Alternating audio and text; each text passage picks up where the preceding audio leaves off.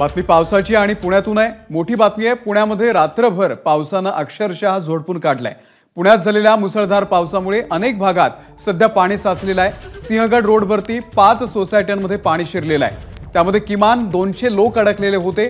त्याचबरोबर अनेक वस्त्यांमध्ये देखील घरामध्ये पाणी शिरलेलं आहे। पुणे शहर, पिंपरी चिंचवड आणि भोर, वेल्हा, मावळ, मुळशी आणि हवेली या तालुक्यांमधील शाळांना आज सुट्टी जाहीर करण्यात आलेली आहे। गरज असेल तरच घराबाहेर पडा असं आवाहन प्रशासनाने केलेलं आहे। सतत सुरू असलेल्या या पावसामुळे पुण्यामध्ये अनेक भागांमध्ये वीज पुरवठा खंडित झालेला आहे। हवामान विभागाने येत्या काही तासांमध्ये पुणे शहर, भोर, वेल्हा, मावळ, मुळशी, हवेली या तालुक्यांमधील त्यासोबतच खडकवासला परिसरामध्ये सुद्धा अतिमुसळधार पावसाचा इशारा दिलेला आहे। खडकवासला धरणातून 40,000 क्युसेक पाण्याचा विसर्ग होतोय। त्यासोबतच पुणे शहराच्या सखल भागामध्ये पाणी साचण्याची देखील शक्यता आहे।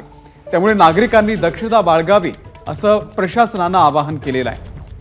तर पुणे जिल्ह्यामधील खेड, आंबेगाव, जुन्नर त्यासोबतच शिरूर तालुक्यामध्ये रात्रीपासून पावसाचा जोर वाढलेला आहे।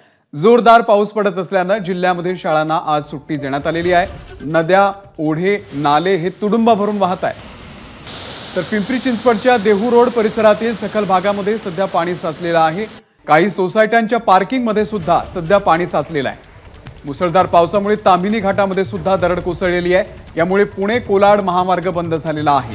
पोलीस अधिकारी, कर्मचारी, तहसीलदार, प्रांताधिकारी यांनी दुर्घटनास्थळी भेट दिलेली असून दरड हटवण्याचं काम सध्या सुरू आहे। एबीपी माझा, उघडा डोळे बघा नीट।